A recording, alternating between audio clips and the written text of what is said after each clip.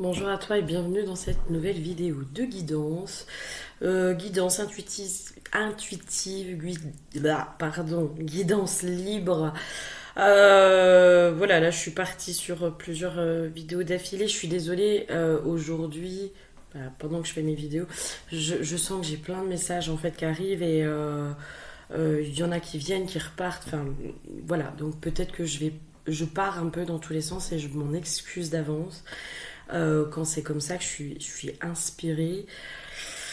Il y a des fois, il y a plein de messages qui arrivent d'un coup et il faut que je m'en souvienne, il faut que j'arrive aussi moi à vous retranscrire avec des mots humains ce que je ressens et c'est pas toujours facile. Voilà, donc voilà, il y a des fois je suis désolée dans mes vidéos où je pars dans tous les sens, j'en suis vraiment désolée. C'est parce que j'ai plein de messages, des sensations, des ressentis et trouver les mots humains pour pouvoir expliquer ce que l'on ressent, c'est pas toujours aisé. Voilà. Donc guidance intuitive aujourd'hui où je me suis dit bon quoi, allez on laisse faire. C'est quoi les messages de cette vidéo? Qu'est-ce qui se passe? Enfin voilà. N'hésitez pas à liker, partager, commenter, à vous abonner aussi si ce n'est pas déjà fait. Pour ceux qui me découvrent, enchantée, je suis Flavie. Voilà, je vous accompagne sur votre chemin de conscience. Je vous aide à remettre l'inconscient au conscient, à mettre du sens sur ce que vous vivez et à faire les liens de cause à effet. Voilà, sur ce que vous vivez aujourd'hui, quelles sont les sources? Est-ce qu'elles sont transgénérationnelles? Est-ce qu'elles sont karmiques? Est-ce qu'elles sont issues de l'enfance? Voilà, vous aider. Pour moi, je suis convaincue que quand on remet du sens, quand on comprend les choses, c'est là où on arrive à avancer, à pardonner et à se libérer pleinement des choses. Voilà. Et au niveau de mes accompagnements, je fais la même chose, sauf que, par exemple, sur les guidances en individuel, je vous transmets pas mal de protocoles, de rituels, de choses à faire pour que vous redeveniez acteur, surtout, de vos guérisons. C'est bien de comprendre le pourquoi, mais j'aime aussi vous amener sur le comment on s'en libère. Voilà, donc ça c'est ce sur quoi je vous accompagne lors de mes sessions en individuel. Si vous souhaitez en savoir plus, vous allez juste en bas de la vidéo et vous me faites un petit mail. Voilà. Allez, on va commencer avec notre huile qui a été piochée aujourd'hui. Nous sommes sur l'huile de la puissance. Et la carte qui a été piochée, c'est l'amour inconditionnel. L'amour inconditionnel. Et j'avais aussi, je ne sais pas dire non, je m'affirme avec assurance. J'arrête pas d'entendre l'art de s'en foutre. Je ne sais pas pourquoi. Il y a, voilà, peut-être aussi que notre puissance peut aussi se situer dans l'art de s'en foutre.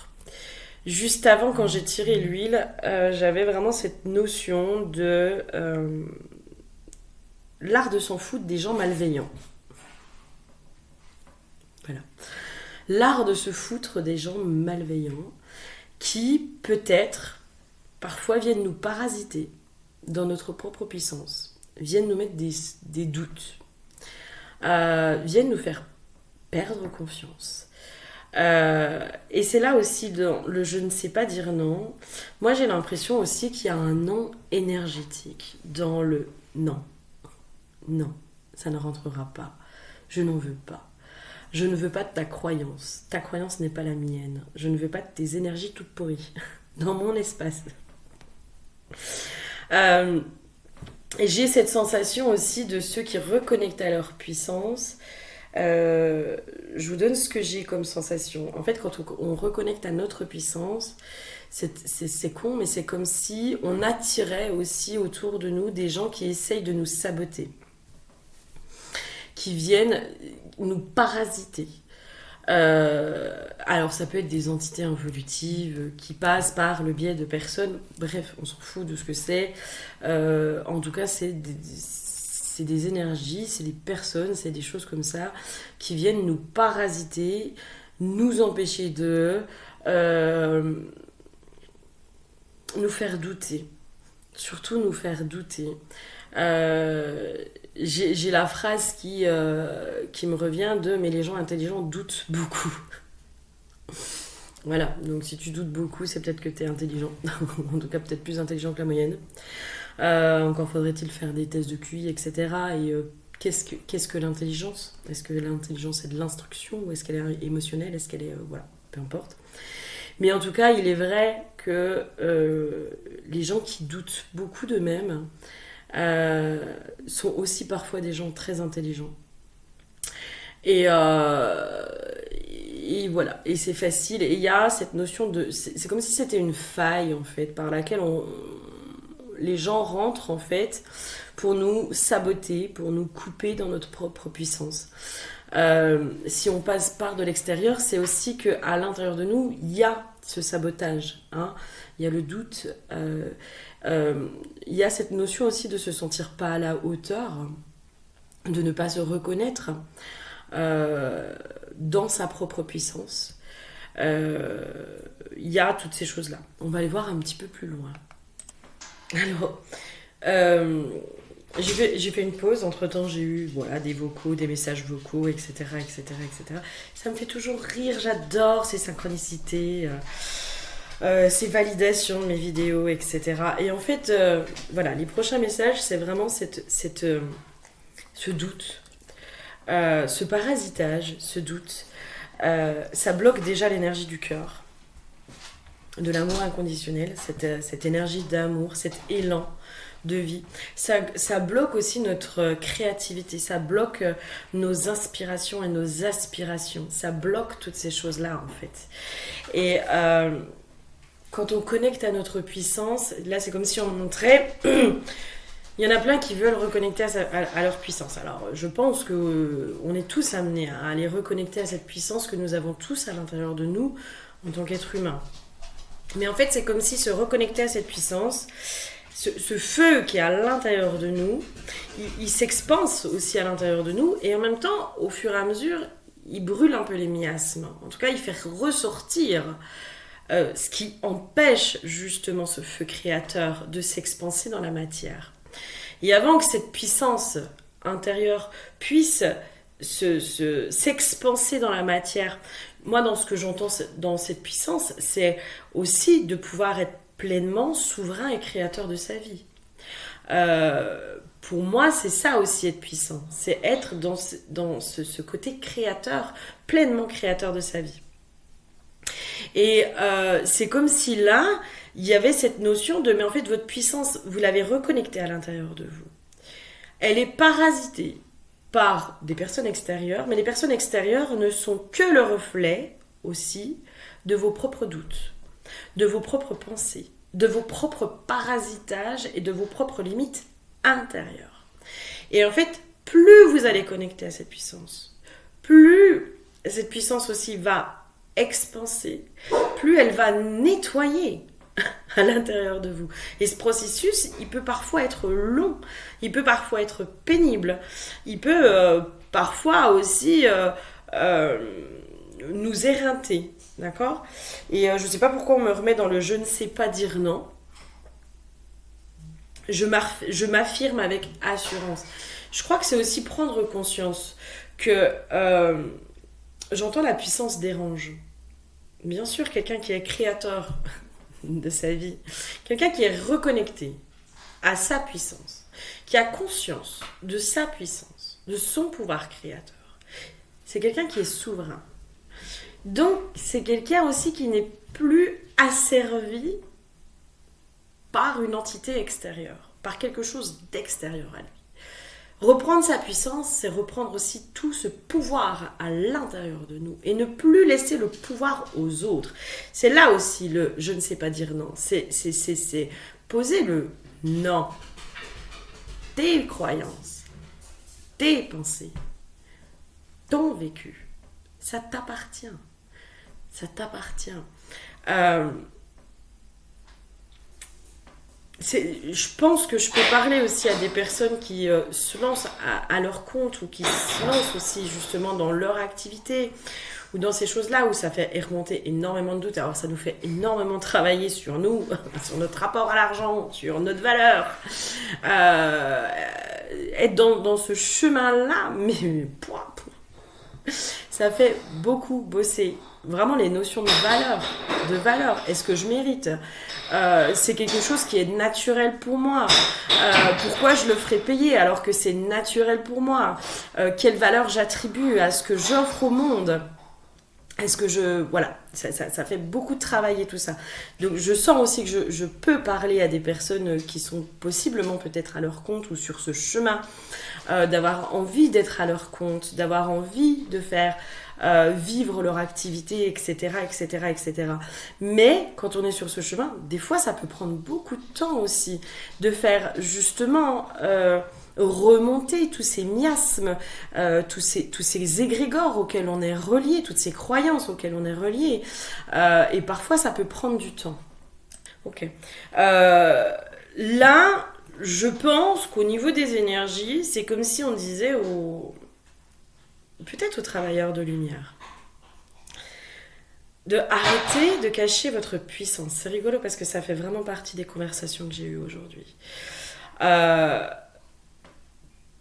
Arrêtez, enfin ne donnez pas le pouvoir aux gens de vous saboter, de vous faire douter. Il y a cette notion peut-être aussi de visibilité, de se dire mais en fait, ça part dans tous les sens, je suis désolée. Moi, dans mes prises de conscience, enfin dans les voyages que j'ai fait ce matin pour me libérer moi, il y avait cette notion aussi de retrouver sa famille d'âme. De retrouver sa famille d'âme. Chez moi, il y a vraiment cette notion d'isolement. Mais que j'ai depuis, je pense, ce sentiment de solitude que j'ai depuis très très très longtemps, peut-être depuis l'enfance. Dans cette notion de me sentir seule, de me sentir à part, incomprise. Bref, voilà. Et en fait, quand j'ai fait ce voyage ce matin, dans les infos qu'on me donnait, c'était mais ça remonte aussi au niveau de ton âme. Il y avait cette notion de retrouver sa famille d'âme, de pouvoir se reconnecter à sa famille d'âme parce que des fois c'est au-delà de l'humain, c'est au-delà du personnage que l'on incarne, c'est l'âme aussi qui est aussi en quête de retrouver sa famille d'âme. Mais il y a cette notion aussi pour pouvoir retrouver ta famille d'âme, il va falloir aussi que tu laisse sortir ta lumière. Il va falloir aussi que ta lumière soit visible. Et ta lumière qui va être visible va attirer en effet des parasites, des parasitages. C'est une évidence. C'est comme si on me montrait un peu... vous savez, les insectes qui sont attirés par la lumière le soir en été. Dès qu'on allume la lumière, il y a plein d'insectes. Alors, je dis pas que les insectes sont des parasites, ce n'est pas mon discours, mais pour certains, les moustiques, excusez-moi, on pourrait bien s'en passer. On pourrait bien s'en passer. En ce sens-là, ça peut être un parasite. Quand même, ils viennent nous parasiter et nous enquiquiner. Parce qu'un moustique qui est dans votre chambre toute la nuit, il vient bien parasiter votre sommeil. Donc, la lumière, quand elle est allumée, elle va attirer les parasites, parce que les parasites vont être attirés par cette lumière, parce qu'ils viennent s'en nourrir. Mais si on allume la lumière, ça veut dire aussi qu'on est présent, et c'est-à-dire que si un ami passe à côté de la maison, il sait que l'on est là, et il peut venir. Et c'est comme si c'était ça un peu le fond du message de votre puissance, c'est aussi votre lumière. Et votre lumière peut être puissante. Mais plus vous allez dégager votre lumière, plus vous allez dégager votre puissance, plus votre puissance va être là, en effet, plus il y aura de parasites qui vont venir vous faire douter. Le but, c'est de ne plus laisser ce pouvoir à ces parasites-là. De dire, non mais ça c'est stop, ça ne rentre plus. C'est non. C'est non. Je refuse d'absorber ce que tu dis, ce que tu penses, tes énergies caca pourries là. C'est du caca boudin, je n'en veux pas. Je reste alignée avec ma vérité, mes vérités, mon cœur, ce qui moi me fait vibrer, ce en quoi moi je crois. Et c'est comme s'il y avait cette notion aussi de dire, mais plus vous allez accepter aussi d'être visible dans votre lumière, dans votre puissance, dans tout ça, plus vous allez attirer aussi à vous des personnes qui vont avoir cette même lumière, qui vont se reconnaître dans votre lumière, qui vont dire mais nous sommes frères, nous sommes sœurs, nous sommes alliés, nous sommes amis, nous nous connaissons. Et c'est comme si aussi, pour ceux qui justement se sentent un peu isolés en se disant mais moi ma famille d'âme elle est où? Je ne la trouve pas, je me sens isolée. Et c'est vrai que dans ce chemin de conscience des travailleurs de lumière, il y a beaucoup de solitude, on se sent énormément seul. Et c'est peut-être aussi tout ce cheminement, ce processus qu'on est en train de faire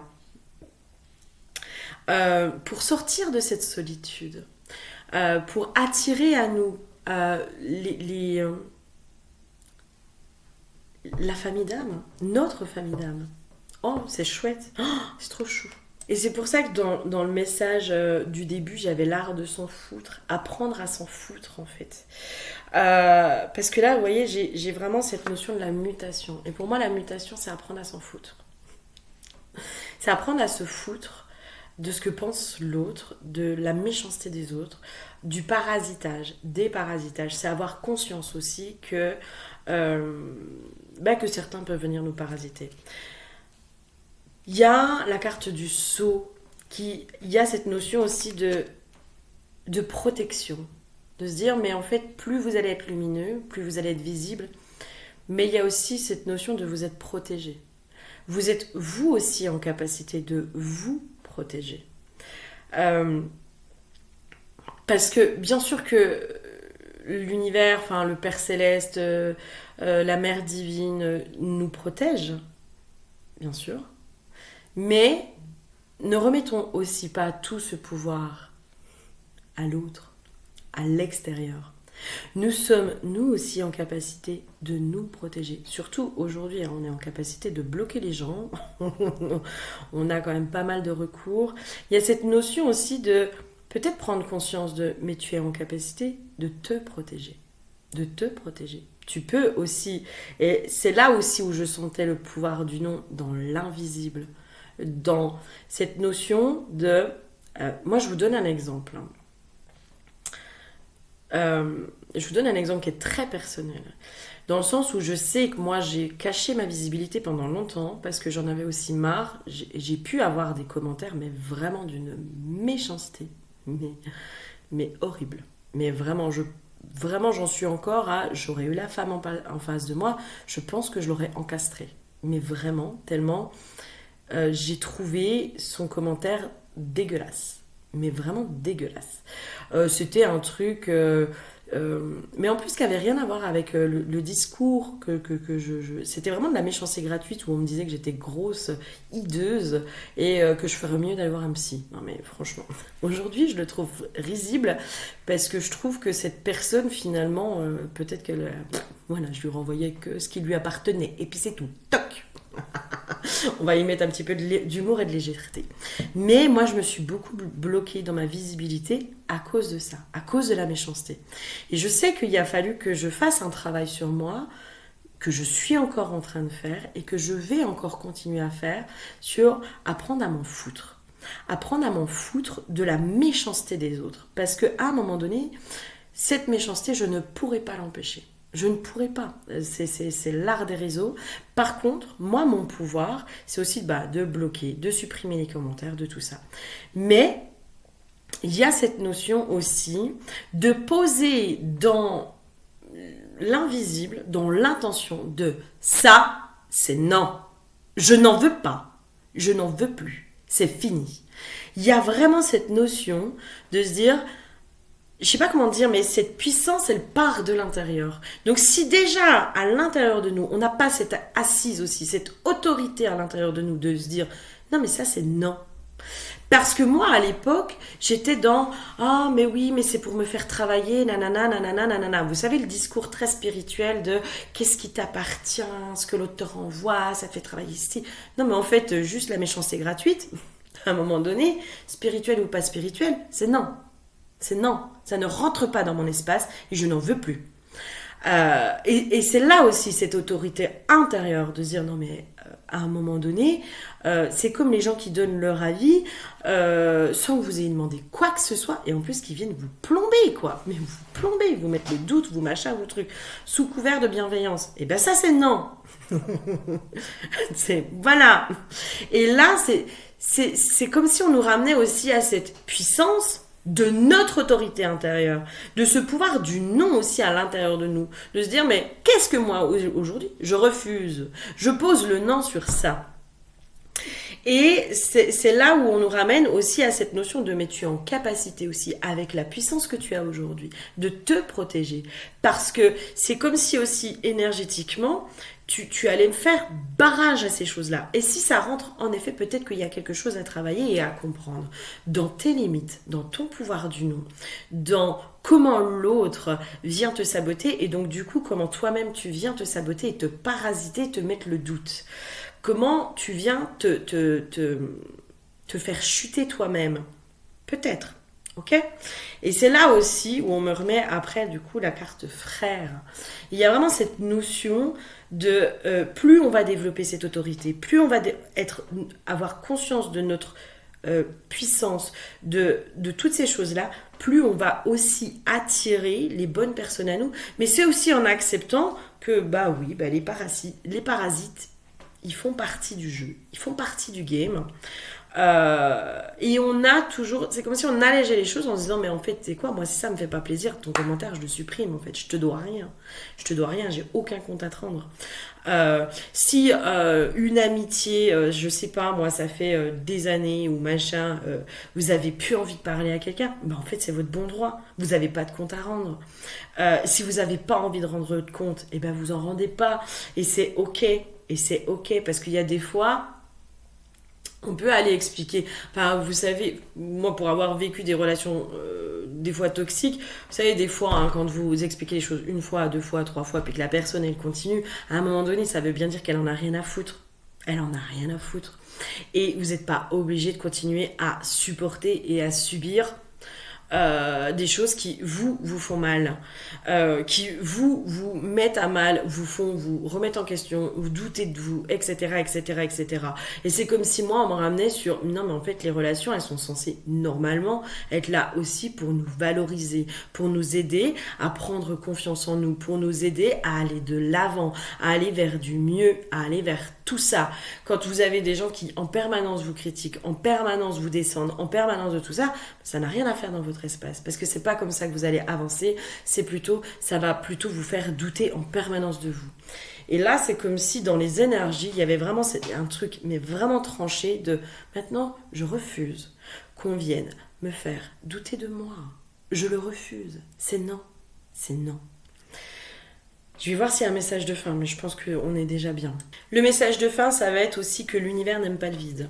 C'est-à-dire que plus vous allez vous libérer de vos pensées parasites négatives, de vos relations, de tout ce qui vous parasite en fait et vous tire vers le bas, plus vous allez aussi poser le stop, le non, couper, etc. Vu que l'univers n'aime pas le vide, il va rééquilibrer les choses. Et il y a cette notion il va aussi possiblement vous remettre des choses positives. Pour certains, j'ai cette notion c'est parce que aussi vous avez du mal à lâcher les choses du passé, qui sont obsolètes, qui ne vous servent plus. Ça peut être aussi une ancienne version de vous, que vous avez peut-être du mal à lâcher, parce que vous avez l'impression que vous n'avez pas changé. Moi je sais que ça a fait partie de mes prises de conscience de il y a pas longtemps, où je me suis dit mais en fait c'est comme si l'ancienne Flavie était encore rattachée à moi et tant qu'elle est encore rattachée à moi, je ne peux pas intégrer pleinement cette nouvelle version de moi qui, elle, n'est plus dans certaines blessures, qui, elle, réagit complètement différemment, qui, elle, apprend à s'en foutre, justement, qui, elle, s'affirme de plus en plus, se respecte de plus en plus, s'aime de plus en plus, répond de plus en plus à ses besoins, etc. Et c'est comme si, énergétiquement, tant que l'ancienne Flavie, elle est reliée à moi, eh ben, je ne peux pas intégrer pleinement cette nouvelle version de moi. Donc pour certains ça va être ça aussi, ça va être aussi prendre conscience de waouh. Alors, rituel de deuil, je vous invite, pour ceux à qui ça fait écho, d'aller enterrer quelque chose qui va symboliser cette ancienne version de vous. De maintenant, cette ancienne version de vous, de moi, elle appartient au passé. Et je laisse la place à cette nouvelle version de moi de s'intégrer pleinement. Et donc au niveau des relations, pour certains aussi, pour ceux qui ont du mal à lâcher avec le passé, là on vous dit mais en fait tes familles d'âme, elles ne peuvent pas rentrer parce qu'il y a encore des relations du passé qui sont en train de polluer, de parasiter, de machin, de trucs. Et en fait, du coup, on peut pas rentrer. C'est comme si c'était bouché, quoi. Ces personnes-là, elles prennent la place de des personnes qui vont incarner ta famille d'âme. Voilà. Je pense que tous les messages sont passés. N'hésitez pas à venir en individuel si vous sentez qu'il y a besoin d'aller un petit peu plus loin. En attendant, je vous fais plein de gros bisous et je vous dis à très bientôt. Bisous, bisous.